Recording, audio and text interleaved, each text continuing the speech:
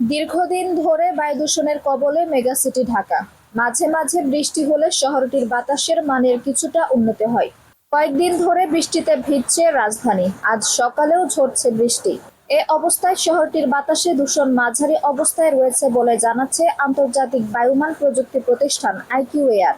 সকাল 9টার দিকে আইকিউ এয়ারের মানদণ্ড অনুযায়ী ৭৩ স্কোর নিয়ে 22 নম্বরে রয়েছে রাজধানী ঢাকা, যা দূষণের দিক থেকে মাঝারি হিসেবে বিবেচনা করা হয়।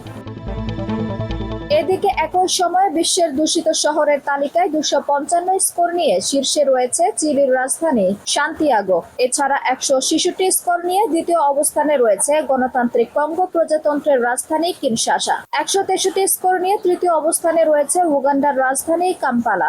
154 স্কোর নিয়ে চতুর্থ অবস্থানে রয়েছে ভারতের দিল্লি শহর এবং পঞ্চম অবস্থানে থাকা ইন্দোনেশিয়ার রাজধানী জাকার্তার স্কোর সমান 154। একিউআই স্কোর 0 থেকে 50 ভালো হিসেবে বিবেচিত হয়, 51 থেকে 100 মাঝারি হিসেবে গণ্য করা হয়, আর সংবেদনশীল গোষ্ঠীর জন্য অস্বাস্থ্যকর বিবেচিত হয় 101 থেকে 150 স্কোর 151 থেকে 200 হলে তাকে অস্বাস্থ্যকর বায়ু বলে মনে করা হয়। 201 থেকে 300 এর মধ্যে থাকা একিউআই স্কোরকে খুব অস্বাস্থ্যকর বলা হয়।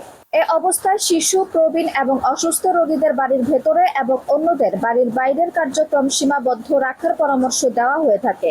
এছাড়া 301 থেকে 400 এর মধ্যে থাকা একিউআই ঝুঁকিপূর্ণ বলে বিবেচিত হয়, যা নগরের বাসিন্দাদের জন্য গুরুতর স্বাস্থ্য ঝুঁকি তৈরি করে।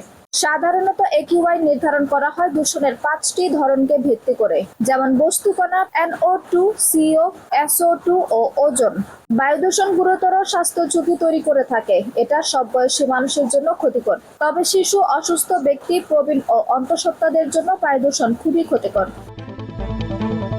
আঞ্জুম হক আরবি, টাইম নিউজ ডেস্ক।